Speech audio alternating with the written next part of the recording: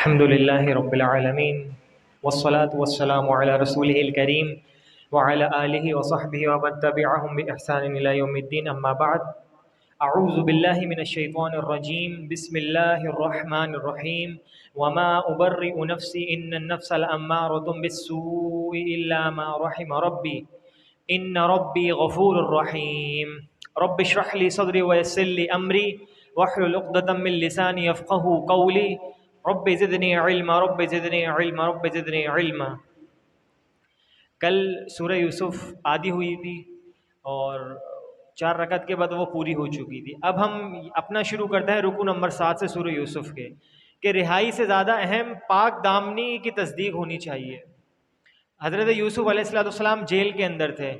اب اس رکوع میں یہ مضمون بیان ہوا ہے کہ جب ساقی نے بادشاہ کو یوسف علیہ السلام کا بیان کردہ خواب کی تعبیر بتائی، جس طریقے سے ابھی کل آخری رکوع میں ہم نے خواب کی تعبیر سنی تھی کہ 7 گائیں دیکھی، موٹی اور دبلی، اسی طریقے سے ساری چیزیں تھیں۔ تو بادشاہ نے جب ان کی یہ تعبیر سن لی، ساقی کو حکم دیا کہ یوسف علیہ السلام کو لے کر آؤ۔ اب یوسف علیہ السلام نے قید خانے سے باہر آنے سے منع کر دیا۔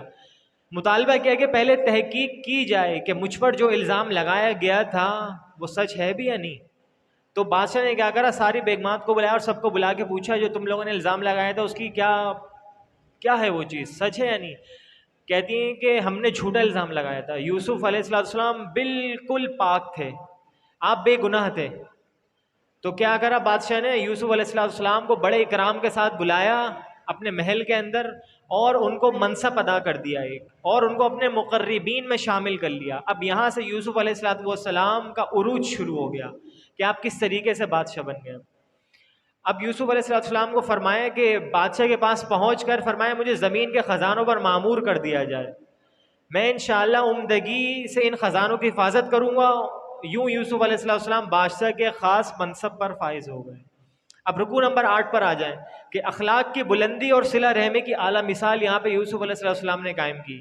جس طریقے سے بتایا گیا تھا کہ خواب دیکھا، خوشحالی آئے گی، تنگی آئے گی، تو یہ چیزیں سب کہیں پھیل گئیں۔ اب اس رکوع میں بیان ہوا ہے کہ خوشحالی کے 7 سال گزرنے کے بعد جب خشک سالی آئی تو دور دراز کے علاقوں سے یہ خبر پہنچی کہ مصر کے اندر خوراک مل رہی ہے، ذخائر محفوظ ہیں، تو لوگ آنے لگے، شروع ہو گئے۔ اسی کے اندر حضرت یوسف علیہ السلام کے بھائی بھی آئے۔ مجھے کوئی بتائے گا یوسف علیہ السلام کے کس کے بھائی تھے آپ کے علاوہ؟ کتنے بھائی تھے یوسف علیہ السلام کے؟ کتنے بھائی تھے؟ 11 بھائی تھے، سوتیلے وہ بھی۔ اب جب ان تک خبر یہ پہنچی تو وہ لوگ بھی آ گئے مصر کے اندر۔ اب وہاں پہ جب آئے تو یوسف علیہ السلام نے دیکھ کر پہچان لیا۔ اب ہوا ایسا کہ بھائیوں نے اپنے لیے خوراک کا راشن حاصل، اور چھوٹے بھائی بنیامین کے لیے بھی، یوسف علیہ السلام کے جو سگے بھائی تھے، یوسف علیہ السلام اور بنیامین، یہ آپ دونوں سگے بھائی تھے، اور 11 بھائی وہ الگ سے تھے، وہ سب ستیلے تھے۔ لیکن یوسف علیہ السلام نے کبھی بھی کوئی ایسا معاملہ نہیں کرا کہ آپ سگے ہیں میں ستیلا ہوں، نہیں، بلکہ بھائیوں نے یوسف علیہ السلام کے ساتھ یہ حرکت کری تھی۔ فرمایا یوسف علیہ السلام نے کہ آئندہ اسے بھی ساتھ لے کر آنا، میں آج تو دے رہا ہوں اس کا غلہ۔ بھائی کہنے لگے کہ آپ ہمیں اس کا بھی غلہ دے دیجئے۔ بھائی پہچانتے نہیں تھے یہ یوسف ہے، تو کیا کہا کہ اگلی دفعہ جب آؤ نا تو بنیامین کو بھی ساتھ لے کر آنا، بھائی تھا نا، بھائی کی محبت تھی۔ فرمایا کہ اپنے بھائیوں سے وصول کی تھی، اسے واپس بھائیوں کے سامان میں رکھوا دیا، اور جو قیمت انہوں نے دی تھی آپ کے 11 بھائیوں نے اس غلے کے عوض، آپ نے کیا کرا، اس قیمت کو بھی ان کے سامان میں رکھوا دیا، پیسے بھی نہیں لے اور غلہ بھی دے دیا، ان کو پتہ بھی نہیں چلا۔ یہ تھی صلہ رحمی، یہ تھا اعلیٰ ظرفی کا مظاہرہ کہ کس طریقے سے اپنے بھائیوں کے ساتھ ایسا معاملات کیے۔ تو یہ مثالیں قرآن کے اندر بیان ہوتی ہیں نا، ہم سب انسانوں کے لیے بیان ہوتی ہیں۔ یہ قرآن کیا ہے، یہ نازل کس لیے ہوا؟ اس پہ عمل کرنے کے لیے۔ تو جب اس کو پڑھیں گے نہیں، سمجھیں گے نہیں، عمل کیسے کریں گے؟ پھر پہنچے وہاں پر اپنے باپ کے پاس، یعقوب علیہ السلام کے پاس، کہنے لگے ایسا ایسا معاملہ ہوا ہے، بادشاہ نے کہا ہے کہ اگلی دفعہ جب آؤ تو بنیامین کو ساتھ لے کر آنا۔ حضرت یعقوب علیہ السلام پہلے رنج و غم میں تھے یوسف علیہ السلام کی جدائی میں، تو کہتے ہیں کہ اب میں نہیں بھیجوں گا، تم یوسف کو بھی ایسی لے کے گئے تھے اور اس کو ایسی چھوڑ کر آ گئے۔ تو بہرحال بھائیوں نے کہا کہ ہم اللہ کو ضامن بنا کر بنیامین کو لے کے جائیں گے اور انشاءاللہ اپنے ساتھ واپسی لے کر آئیں گے۔ تو یعقوب علیہ الصلوۃ والسلام نے ان کو اجازت دے دی. رکوع نمبر 9 پر آئیں کہ تقدیر کا حیران کن فیصلہ. اس رکوع میں حضرت یوسف علیہ السلام کے بھائیوں کی اپنے چھوٹے بھائی سمیت مصر میں آمد کا بیان ہوا ہے. اب یوسف علیہ السلام نے تمام بھائیوں کے لیے الگ الگ تھیلوں میں خوراک لے جانے کا انتظام فرمایا، جس کے اندر ان کے بھائی بنیامین بھی شامل تھا. اور یہ اللہ کے حکم سے یوسف علیہ السلام نے کرا، کیونکہ یاد رکھیں جو پیغمبر ہوتے ہیں، نبی ہوتے ہیں، انبیاء ہوتے ہیں، وہ کوئی بھی کام اپنی مرضی سے نہیں کرتے. اللہ رب العزت وحی کے ذریعے انہیں بتاتے رہتے ہیں تو وہ وہی کام کرتے رہتے. تو اللہ نے کہا کہ ایسا کرنا کہ جو پیالہ ہے جس سے راشن اور غلہ تقسیم ہو رہا ہے وہ اپنے چھوٹے بھائی کے تھیلے میں رکھوا دینا. بالکل ویسا ہی یوسف علیہ السلام نے کروایا، کسی کو پتہ نہیں تھا. اب کیا، کیونکہ ایک بادشاہ کی یہ رولز ہوتے ہیں، آپ اس کو کچھ بھی کہہ لیں کہ وہ کسی کو روک نہیں سکتا ہے اپنے پاس جان بوجھ کے زبردستی. تو اللہ رب العزت نے یہ طریقہ کار اپنایا. جب یہ لوگ جانے لگے، جو غلہ تقسیم کرنے والے تھے انہوں نے کہا کہ بھئی ہمارا غلہ جو پیالہ ہوتا ہے وہ غائب جیسے ہم کرتے ہیں، ان کے تھیلے چیک کرو سب کے. اب وہ 11 کے 11 کہنے لگے بھئی ہم نے تو کوئی چوری نہیں کی. ٹھیک ہے، اگر صحیح ہم میں سے اگر کسی کے پاس بھی نکلے نا تو آپ یہ کرنا کہ اس کو اپنا غلام بنا لینا. یوسف علیہ السلام یہ چاہتے تھے کہ بنیامین میرے ساتھ رہ جائے، اور بنیامین کو بتا دیا تھا کہ میں یوسف ہوں. اب یہاں پہ یہ ہوا کہ تقدیر نے بنیامین کے لیے مصر میں حضرت یوسف علیہ السلام کو ٹھہرنے کی سبیل بنا دی. اس طریقے سے بنیامین کے تھیلے میں سے پیالہ نکل گیا، ان کو وہیں رکنا پڑا. اب رکوع نمبر 10 پر آئے کہ اللہ کی رحمت سے مایوس نہیں ہونا. جب یہ 11 کے 11 بھائی وہاں پہ گئے، سارا ماجرا سنایا یعقوب علیہ السلام کو جا کر، تو آپ شدید رونے لگے. پہلے بھی روتے ہی رہتے تھے، اور اس کی رونے کی وجہ سے آپ کی بینائی چلی گئی. اتنا روئے. کس کے غم میں؟ یوسف اور بنیامین کے غم میں. کہنے لگے اپنے بیٹوں سے 11 سے ان کو ڈھونڈ کر لاؤ کسی بھی طریقے سے. اب قرآن نے الفاظ یہاں پہ نقل کیے ہیں، کیا کہتے ہیں؟ انما اشکو بثی وحزنی الی اللہ. اللہ اکبر کبیرہ. بڑی جاندار اور دمدار دعا ہے یہ. اکثر حضرت عمر رضی اللہ تعالی عنہ اس کو پڑھ کے روتے تھے، اور کیا کہتے تھے کہ اللہ، یعقوب علیہ السلام تو تیرے نبی تھے، تیرا رسول تھا، تو نے ان کو صبر دے دیا تھا کہ ان کا بیٹا گھوم گیا، تو نے ان کو صبر دے دیا.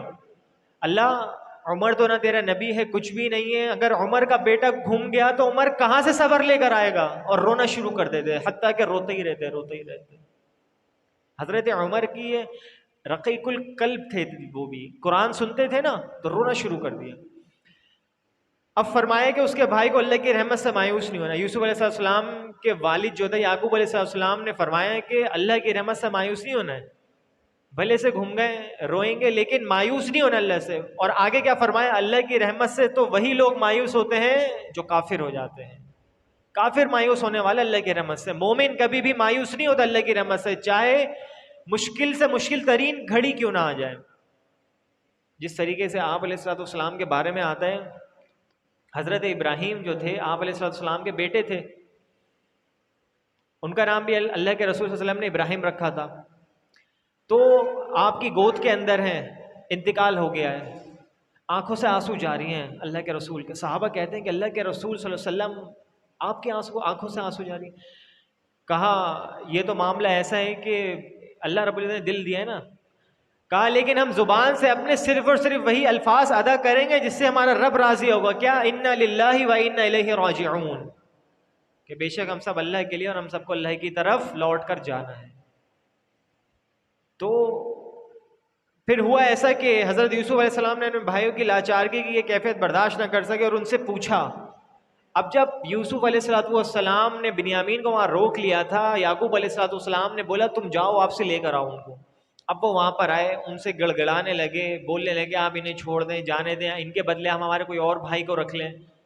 تو یوسف علیہ السلام بھی بڑے عاجز تھے، اپنے بھائیوں کی لاچارگی دیکھی نہیں گئی، اور ان سے پوچھا کہ تم نے اپنے دور جاہلیت میں یوسف اور اس کے بھائی کے ساتھ کیا کیا کیا تھا. اب بھائی حیران کن بالکل حیرت میں آ کے دیکھنے لگے یوسف علیہ السلام کو. کہتے ہیں انت یوسف، قرآن کے الفاظ ہیں، تم یوسف ہو؟ انا یوسف. اتنی عاجزی کے ساتھ یہ نہیں بولا میں وہی ہوں جس کو تم نے کنویں کے اندر پھینک دیا تھا، بلکہ عاجزانہ طور پر کہا میں یوسف ہوں.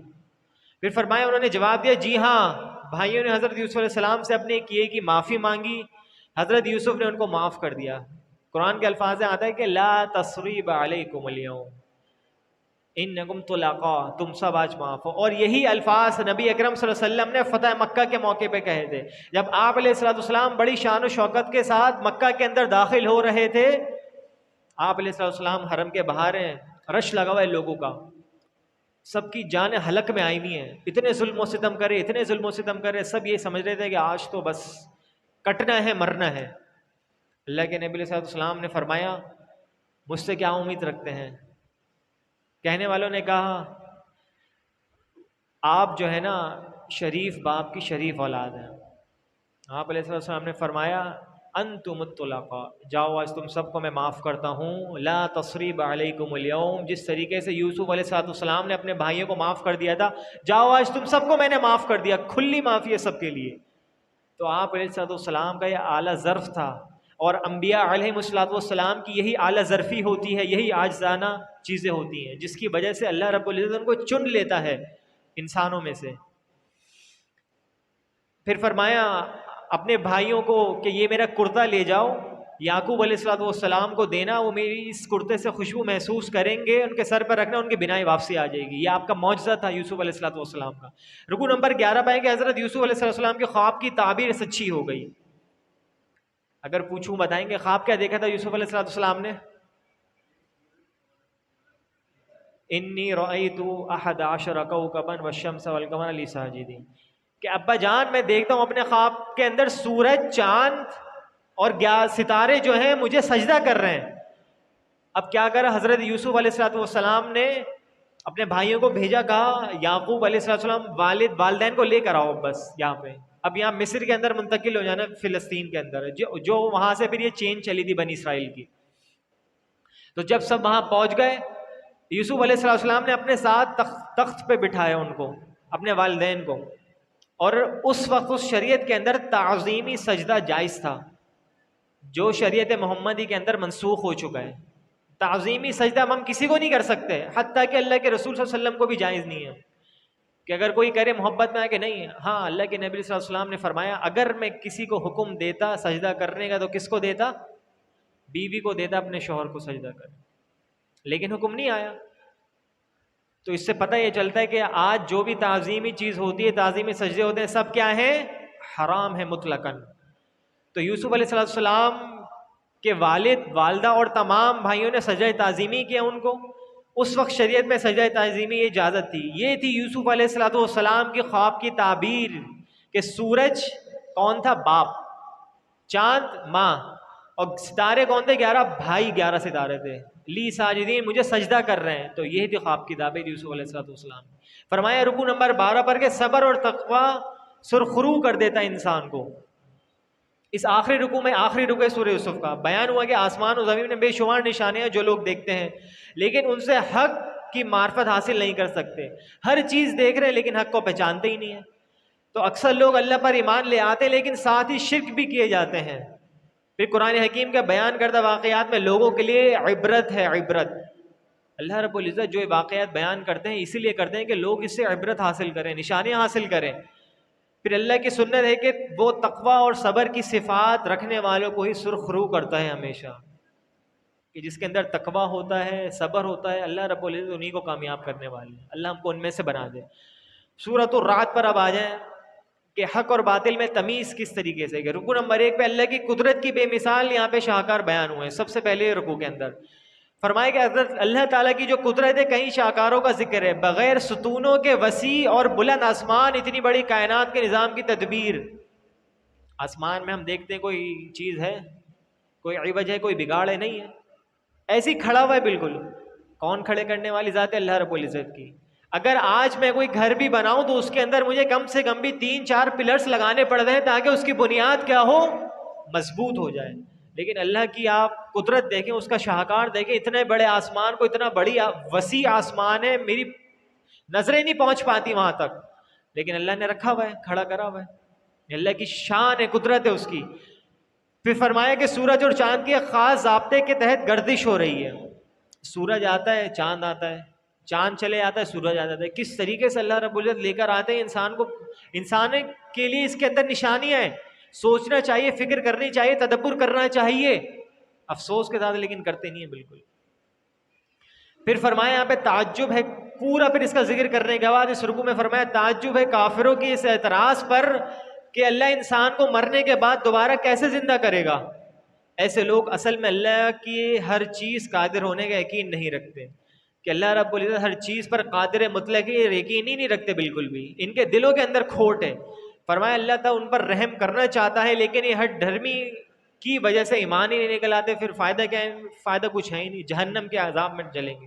رکوع نمبر 2 پر آئیں کہ حق اور باطل کے لیے مثال کیا دی اللہ رب العزت نے. فرمایا کہ وہ مثال ہے پانی پر ابھر کر آنے والی جھاگ کی. جس طریقے سے آبشاریں بہہ رہی ہوتی ہیں، اوپر سے پانی گر رہا ہوتا ہے، کس طریقے سے ہم دیکھتے ہیں اس کے اوپر ایک جھاگ سا آ جاتا ہے، لیکن پھر وہ کیا ہوتا ہے؟ چلے آتا ہے، اور پیچھے کیا رہ جاتا ہے؟ پانی رہ جاتا ہے.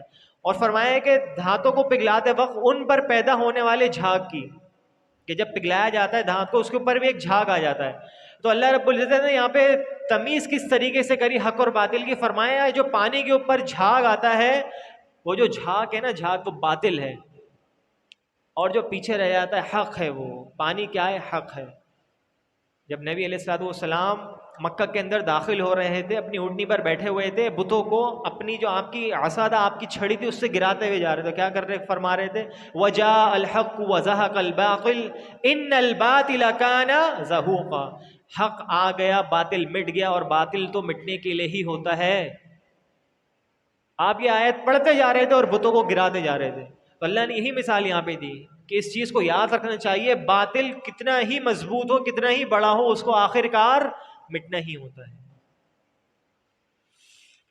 فرمایا رکن نمبر 3 میں کہ حق کا ساتھ دینے والوں کی صفات کیا ہوتی ہیں، کہ وہ جانتے ہیں کہ ہمارے لیے حق کی معرفت صرف اور صرف کیا ہے؟ یہ قرآن ذریعہ، بس اس کے علاوہ اور کوئی چیز نہیں ہے. پھر وہ اللہ کے ساتھ عہد بندگی کی پاسداری کرتے ہیں. اللہ نے جو عہد ابن آدم کو لے کے بھیجا اس دنیا کے اندر، اس کے ساتھ جمے رہتے ہیں، ڈٹے رہتے ہیں، اس کو پکڑے رہتے ہیں، اپنے وعدوں کے خلاف ورزی نہیں کرتے، اس تعلق کو قائم رکھتے ہیں جسے اللہ نے قائم رکھنے کا حکم دیا ہے.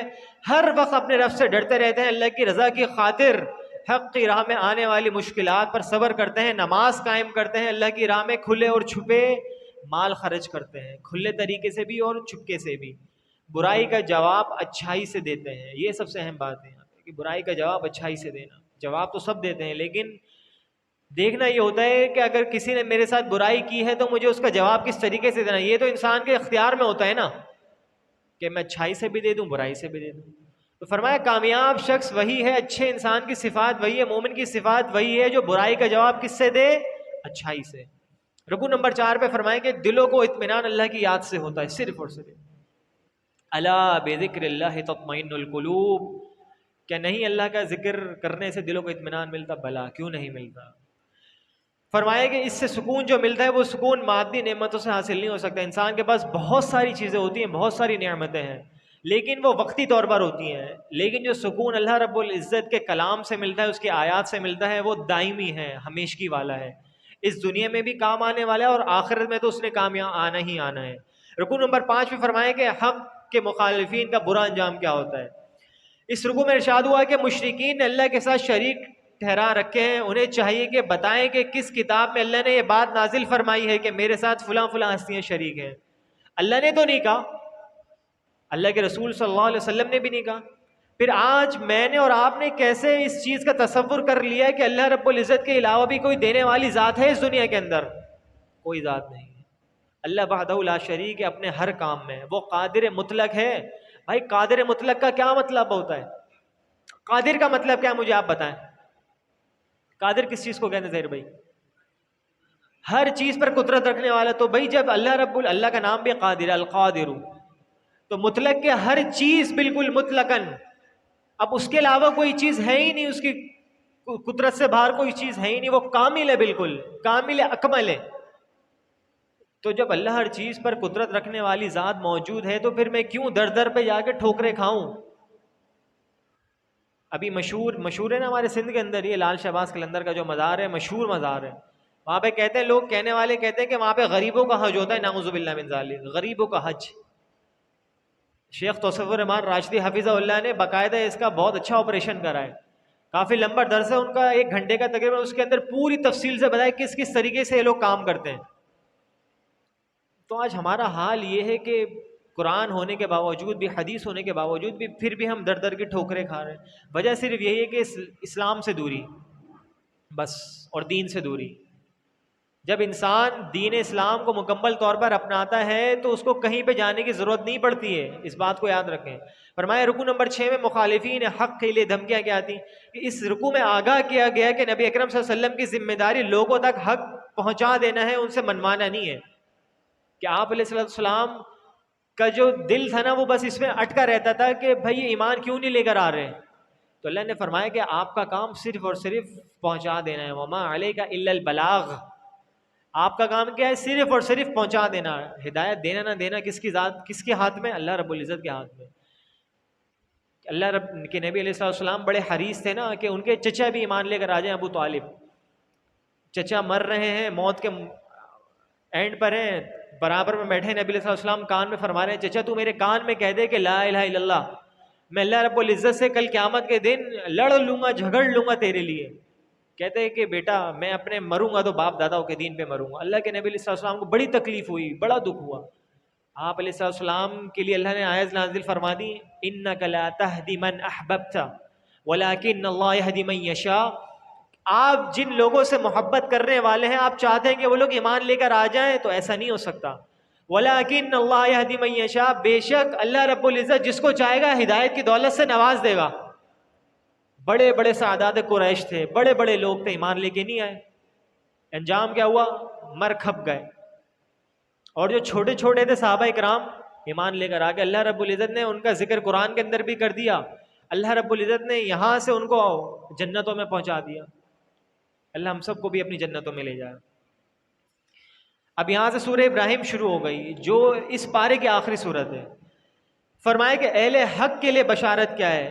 رکوع نمبر 1 میں فرمایا کہ نزول قرآن کا مقصد کیا ہے، یہاں پہ قرآن کو نازل کرنے کا بیان ہوا کہ نبی اکرم صلی اللہ علیہ وسلم پر قرآن اس لیے نازل کیا گیا کہ آپ صلی اللہ علیہ وسلم لوگوں کو اللہ کی توفیق سے گمراہیوں کے اندھیروں سے نکال کر ہدایت کی روشنی میں لے کر آئے۔ میں نے پہلے بھی اس کا ذکر کرا ہے کہ نبی اکرم صلی اللہ علیہ وسلم کا اس دنیا میں آنے کا مقصد ہی صرف یہ تھا کہ انسانوں کو انسانوں کی بندگی سے نکال کر اس کے رب کی بندگی کی طرف لگائیں۔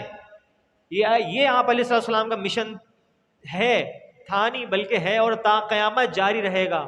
اس مشن کو پورا کرنے والے کون ہیں؟ ہم لوگ۔ آج ہم پیچھے ہو گئے، ہم چھوٹ گئے، جس کی وجہ سے کفار ہمارے اوپر غالب آ چکے ہیں، اور عن قریب انشاءاللہ یہ پھر سے مسلمان آئیں گے۔ لیکن مسئلہ یہ ہے نا کہ اللہ سے دعا کرا کریں اللہ ہم کو بھی ان میں شامل کر دیں انشاءاللہ، کیونکہ بھائی اللہ کی راہ میں ذرا سا لمحہ بھی جو ہے نا، ذرا سا لمحہ کیا اوقات ہوتی ہے اس چیز کی، لیکن اللہ رب العزت اس کی بھی قدر کرنے والے ہیں۔ اگر وہ اللہ کی راہ میں ذرا سا لمحہ بھی لگ گیا نا، آپ کی مغفرت ہو جائے گی انشاءاللہ۔ تو کوشش کریں کہ اللہ کی راہ میں وقت لگائیں، کس طریقے سے مساجد کے اندر آئیں، دروس سنیں علماء کے، تعلیم حاصل کریں قرآن کی، حدیث کی، کیونکہ یہ آپ کو کہاں سے ملے گی؟ مساجد و مدارس سے ملے گی، اور کہیں سے نہیں ملے گی، یہ بات یاد رکھیں۔ فرمائے کہ یہ وہ لوگ ہیں جو دنیا کی زندگی کو آخرت پر ترجیح دیتے ہیں، البتہ کافروں کے لیے شدید عذاب ہے۔ جو اس سے روح گردانی کرتا ہے، اس ہدایت سے پھرتا ہے، فرمایا کہ دوسروں کو اللہ کی راہ پر آنے سے روکتے ہیں اور اللہ کے احکامات پر اعتراض کرتے ہیں۔ اگر کسی کلمہ کو مسلمان میں بھی برائیاں پائی جاتی ہیں تو وہ بھی عملی اعتبار سے کافر ہی ہے بالکل۔ اب رکوع نمبر 2 پر آئے کہ ناشکری سے نعمت چھن جاتی ہے۔ یہاں پہ ایک حدیث ذکر کرتا ہوں، صحیح بخاری کے اندر حدیث ہے، حدیث قدسی ہے۔ اب ناشکری سے نعمت چھن جاتی ہے، اس کی حدیث کے بارے میں بتا رہا ہوں۔ بتایا کہ اگر تم شکر کرو گے تو اللہ تعالیٰ مزید نوازے گا، ناشکری کرو گے تو اللہ عذاب بہت شدید دے گا۔ فرمائے کہ اگر سب کے سب انسان ناشکری کریں تب بھی اللہ کی خدائی میں ذرہ برابر فرق نہیں آئے گا۔ اس حدیث کا مزاج یہ ہے کہ سب سے پہلے آیت سنیں، اللہ نے فرمایا لَإِن شَكَرْتُمْ لَأَزِيدَنَّكُمْ وَلَإِن كَفَرْتُمْ إِنَّ عَذَابِي لَشَدِيدٌ۔ اے لوگوں اس چیز کو یاد رکھو، جان لو، سمجھ لو کہ اگر تم میرا شکر ادا نہیں کرو گے، شکر ادا کرتے رہو گے تو میں تمہیں مزید دیتا رہوں گا۔ شکر ادا کرنے سے یہاں پہ علماء نے مراد یہ لی ہے کہ نماز قائم کرو، اللہ کا ذکر کرو، یہ شکر ادا کرنے کی چیزیں ہیں۔ صدقات کرو، خیرات کرو۔ فرمایا کہ اگر میرا شکر ادا کرتے رہو گے تو میں تمہیں مزید دیتا رہوں گا، وَلَئِن كَفَرْتُمْ، لیکن اگر تم لوگوں نے کفر کرا تو جان لینا ان عذاب لشدید، بے شک جو میرا عذاب ہے بڑا ہی شدید ہے، اس کا عذاب کوئی برداشت نہیں کر سکتا۔ اللہ ہم سب کو اپنے عذاب سے محفوظ رکھے۔ اب یہاں پہ اللہ ایک حدیث بیان کرتا ہوں، چلو حدیث قدسی ہے، نبی اکرم صلی اللہ علیہ وسلم نے فرمایا، حدیث قدسی کسے کہتے ہیں؟ چلیں یہ بتائیں، کسی کو پتہ ہے حدیث قدسی؟ ہاں، حدیث قدسی یہ کہتے ہیں کہ الفاظ تو آپ کے ہوں لیکن مفہوم اور کہنے والی ذات کس کی ہو؟ اللہ تعالیٰ کی ہو۔ یہ بھی ایک وحی کی شکل ہوتی ہے۔ فرمایا حدیث قدسی میں اللہ رب العزت، صحیح بخاری کے اندر حدیث ہے، اللہ فرماتے ہیں کہ لو ان اولکم وآخرکم وانسکم وجنکم، کہ اے لوگو اگر تمہارے پہلے والے اور آخری والے جو آنے والے ہیں، تمہارے انس اور تمہارے جن سارے کے سارے ایک ساتھ جمع ہو جائیں ایک میدان کے اندر اور میری عبادت کرنا شروع کر دیں تو میری بادشاہی میں ذرہ برابر بھی فرق نہیں پڑنے والا۔ اللہ اکبر کبیرہ۔ لو ان اولکم وآخرکم وانسکم وجنکم، اور اس چیز کو بھی یاد رکھو کہ تمہارے پہلے والے اور آخری والے آنے والے جو تا قیامت، تو تمہارے انس و جن ایک میدان کے اندر جمع ہو جائیں اور یک میری نافرمانی کرنا شروع کر دے، تو اس بات کو بھی یاد رکھو مجھے کوئی فرق پڑنے میں نہیں والا۔ اللہ کے نبی صلی اللہ علیہ وسلم نے بڑی اچھی مثال دی، فرمایا اللہ رب العزت کی ذات کو اس سے بھی فرق نہیں پڑتا کہ اتنا بڑا کوئی سمندر ہو، اس کے اندر انسان کوئی سوئی ڈالے، سوئی اس کے اندر ڈالے اور سوئی کو نکالے، کتنا پانی آئے گا؟ کوئی پانی آئے گا؟ اگر چلو پانی آ بھی گیا، ذرہ برابر بھی پانی آ گیا، تو فرمایا اللہ رب العزت کو اس سے بھی کوئی فرق نہیں پڑتا۔ تو وہ اتنی بڑی ذات ہے۔ یہ اللہ رب العزت نے چیزیں بنائی ہیں، کس کے لیے بنائی ہیں؟ ہم انسانوں کے لیے۔ میں نے بار بار اس چیز کو دہراتا جاتا ہوں کہ یہ جو دنیا ہے نا، یہ کیا ہے؟ دار العمل ہے، دار الامتحان ہے۔ تو یہ دنیا میں اللہ رب العزت نے مجھے اور آپ کو بھیجا ہے، کس لیے بھیجا ہے؟ کہ اللہ کی بندگی کروں، اس کے رسول کی اطاعت کروں اور اسی کی رضا کی خاطر زندگی گزاروں۔ تو بندہ یہ نہ سوچ لیا کرے کہ میں اتنی عبادات کر رہا ہوں، تراویاں پڑھ رہا ہوں، روزے رکھ رہا ہوں تو میں بڑا ہی ولی کامل بن گیا۔ نہیں بھائی، یہ سب میں اپنے لیے ہی کر رہا ہوں، اس چیز کو بھی یاد رکھنا چاہیے۔ صحابہ کرام رضوان اللہ علیہم اجمعین کے جو اعمال تھے وہ اللہ کے لیے ہوتے تھے۔ ان کا جو ذہن تھا وہ بنا ہی یہی تھا کہ میں نے جو بھی چیز کرنی ہے صرف اور صرف اللہ کے لیے کرنی ہے، اس کے علاوہ نہیں کرنی۔ رکوع نمبر 3 میں فرمایا دنیا دار قائدین کی پیروی برباد کر دے گی انسان کو۔ کہ اس رکوع میں بیان کیا گیا کہ کافر قوموں نے رسولوں کو دھمکی دی کہ اگر تم نے اپنی دعوت جاری رکھی تو تمہیں اپنی بستیوں سے نکال دیں گے۔ اللہ نے رسولوں کو بشارت دی کہ ہم ان کافروں کو ہلاک کریں گے۔ اللہ نے رسولوں کی مدد فرمائی، قوموں کو دنیا میں برباد کیا، جس طریقے سے ابھی ہم سنتے ہوئے آ رہے ہیں، قوم عاد کو، قوم سمود کو، قوم نوح کو، قوم لوط کو، کس طریقے سے اللہ رب العزت نے برباد کیا۔ اب روز قیامت ایسا عذاب دے گا کہ شدید تکلیف میں مسلسل مبتلا ہوں گے، لیکن موت نہیں آئے گی جو اذیتوں سے نجات دلا دے۔ ایک انسان ہے، دنیا میں انسان ہوتا ہے نا، اگر بیمار پڑ جائے کیا کہتا ہے؟ اللہ تو مجھے موت ہی دے دے تاکہ اس اذیت سے تو میری جان چھوٹ۔ ایسے ہی ہے نا۔ لیکن کل قیامت کے دنوں کا نبی اکرم صلی اللہ علیہ وسلم کی صحیح حدیث کے اندر موجود ہے، آپ نے فرمایا کہ اللہ رب العزت کل موت کو بھی موت دے دیں گے۔ کس طریقے سے؟ فرمایا ایک اللہ رب العزت چت قبر مینڈے کی شکل میں موت کو لایا جائے گا اور تمام انسانیت کے سامنے اس کو ذبح کر دیا جائے گا۔ اب تو بھائی جنت والے جنت میں، جہنم والے جہنم میں، وہ ہمیشگی والی دنیا ہے۔ اسی لیے کہتے ہیں کہ وَمَا الْحَيَاةُ الدُّنْيَا إِلَّا مَتَاعُ الْغُرُورِ، یہ جو دنیاوی زندگی ہے صرف اور صرف دھوکہ ہے، دھوکہ اور غرور ہے، بس اور کچھ بھی نہیں ہے۔ اس پہ جس کو اللہ رب العزت توفیق دے دے اپنی آخرت بنانے کی، بس وہی شخص کامیاب ہے۔ بس رکوع نمبر 4 میں فرمایا کہ شیطان کی اپنی پیروکار کو ملامت کیا ہوگی کل قیامت کے دن۔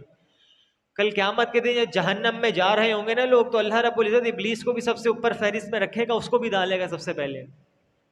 تو لوگ بولیں گے بھائی ہم تو تمہاری پیروی کرتے تھے۔ فرمایا نہیں، تم میری نہیں کرتے تھے، تم تو بلکہ اپنے نفس کی پیروی کرتے تھے۔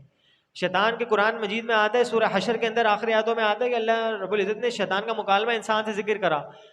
فرمایا کہ شیطان جب کہتا ہے انسان کو اکفر، کفر کر، فلما کفر، جب انسان کفر کر لیتا ہے کیا کہتا ہے کہ قال انی بری ہوں، میں تو بھائی تجھ سے بری ہوں، میں تو تجھے جانتا ہی نہیں ہوں۔ جب کوئی ایسے دنیاوی بھی معاملات ہوتے ہیں نا، جب کوئی دو دوست ہوتے ہیں مثال کے طور پہ، اگر کہیں پھنس جائیں غلط کام کرتے ہوئے دوسرا بولتا ہے بھائی میرا تو اس سے کوئی تعلق ہی نہیں ہے، میں تو تجھے جانتا ہی نہیں ہوں. شیطان بھی کل قیامت کے دن یہی کہے گا، جب لوگ کہیں گے ہم تو تیری پیروی کرتے تھے، تجھ سے بولتے تھے، کہے گا تو میرے نہیں اپنے نفس کی اصل میں پیروی کرتے تھے، کیونکہ انسان کا نفس ہی تو ہوتا ہے جو اس کو گناہوں کی طرف اکساتا ہے.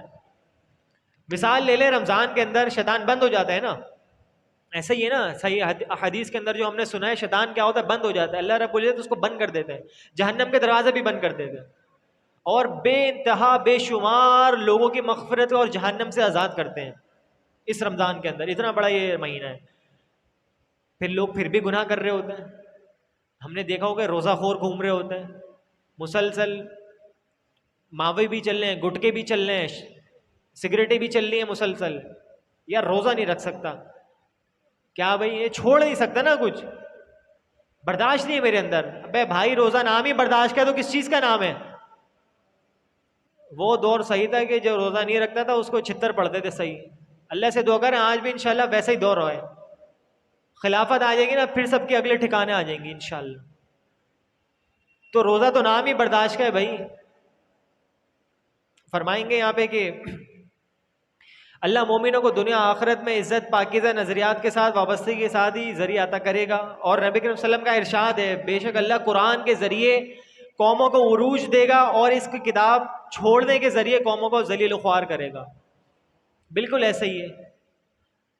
آج جو یہودی نصرانی جن کو ہم آج دیکھتے ہیں وہ پہنچے ہوئے ہیں یہ صرف دنیاوی فائدے کے لیے بس. لیکن آج جو ہم مسلمانوں کی جو آج حالت ہو چکی ہے صرف اور صرف یہ ہے کہ ہم قرآن کو اپنے پس پشت ڈال چکے ہیں، پیٹھ پیچھے ڈال چکے ہیں، بالکل چھوڑ چکے ہیں اس کو. اللہ ہمیں دوبارہ اس کو سمجھنے کی توفیق دے.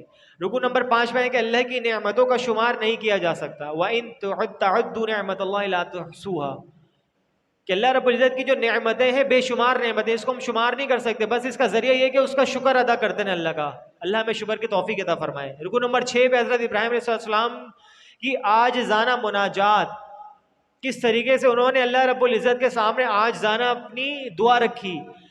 فرمایا ہے کہ جب ابراہیم علیہ السلام اپنے عمر کے آخر حصے میں اللہ سے مناجات بیان کی گئی ہیں کہ ابراہیم نے اللہ کی بارگاہ میں عرض کیا، اے اللہ اس شہر مکہ کو امن کا گہوارہ بنا دے. جو آج شہر مکہ موجود ہے نا، ابراہیم علیہ السلام کی دعاؤں کی بدولت امن ہے وہاں پر، مدینہ اور مکہ اور مدینہ کے اندر. کیونکہ مدینہ کی دعا کس نبی علیہ السلام نے کری تھی کہ اللہ تو اس کو اس طریقے سے بنا دے جس طریقے سے انہیں مکہ کو کرا ہوا ہے. اب مکہ کے اندر بھی امن ہے اور مدینہ کے اندر بھی، اور تا قیامت وہیں امن رہے گا بس، اور کہیں پہ بھی نہیں ہوگا. کیونکہ دجال مکہ مدینہ میں داخل نہیں ہو سکتا، اس چیز کو یاد رکھیں. اس لیے اکثر یہی لوگ دعا کرتے تھے کہ موت آئے تو مدینہ کے اندر آئے. تو بھائی ایسے عمل بھی تو کرنے چاہیے کہ اللہ رب العزت موت دے. بہرحال موت کا تو کوئی وقت مقرر نہیں ہے اور کوئی جگہ نہیں ہے، لیکن اعمال انسان کے ایسے ہونے چاہیے کہ کل قیامت کے دن انشاءاللہ اللہ کے رسول صلی اللہ علیہ وسلم کا ساتھ ملے انشاءاللہ. فرمائے کہ مجھے اور میری اولاد کو برکتوں بتوں کی پوجا سے محفوظ فرما. اس شرک نے انسانوں کی اکثریت کو گمراہ کر دیا ہے. اسی طریقے سے پوری آیت نازل ہوئی، پھر فرمایا رب اجعلنی مقیم الصلاۃ. اب یہاں دعا دیکھیں کیا کر رہے ہیں کہ اے میرے رب اجعلنی، مجھے کر دے مقیم الصلاۃ، نماز قائم کرنے والوں میں سے. اور رب اجعلنی ومن ذریتی، مجھے تو نماز قائم کرنے والوں میں سے بنا اور میری اہل و عیال کو بھی. فرمائے کہ میرے ماں باپ کی اور تمام اہل ایمان کی اور ہم پر اس وقت ضرور رحم فرما جب انسانوں کا تو حساب کتاب لے گا. رکو نمبر 7 میں روز قیامت نافرمانوں کا برا حال کا ذکر ہوا کہ اس رکو میں اللہ ظالموں کے جرائم سے غافل نہیں ہے. لوگ یہ نہ سمجھیں کہ جو مسلسل ظلم و ستم کے پہاڑ توڑے جا رہے ہیں کہ اللہ نعوذ باللہ من ذالک غافل ہے. اللہ کو ہر چیز کی خبر ہے، اللہ کو ہر چیز کی خبر ہے انسان جو کر رہا ہے. فرمایا روز قیامت خوف کے مارے ان کی آنکھیں پتھرا جائیں گی.